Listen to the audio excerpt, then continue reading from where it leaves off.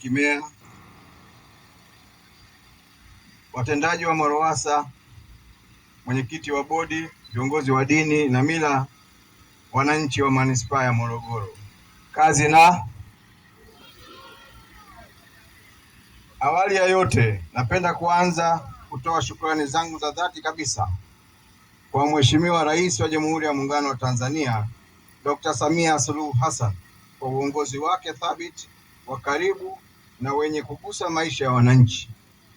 Ingawa Mheshimiwa Rais haipo nasi leo, dhamira yake, maelekezo yake na maamuzi yake ya kimkakati ndiyo yaliwezesha manispaa ya Morogoro kufikia hatua hii muhimu ya utiaji saini wa mkataba wa mradi mkubwa wa maji.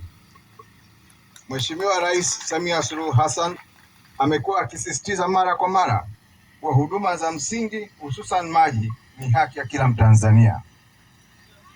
Kwa muda mrefu, wananchi wa manispaa ya Morogoro wamekuwa wakikabiliwa na changamoto kubwa ya upatikanaji wa maji safi na salama. Kupitia mradi huu, Mheshimiwa Rais ametusikia na ametujibu kwa vitendo.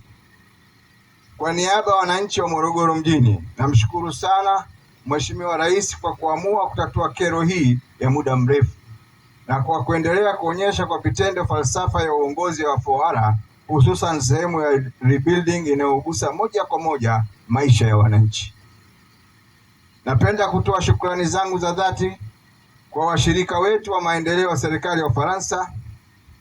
Ushirikiano huu ni ishara ya mahusiano mazuri ya kudumu kati ya Tanzania na Ufaransa na ni uthibitisho wa imani kubwa walionayo washirika wetu kwa serikali ya Tanzania. Msaada wao wa kifedha na kiufundi umeiwezesha serikali yetu kufikia hatua ya leo ya kusaini mkataba huu.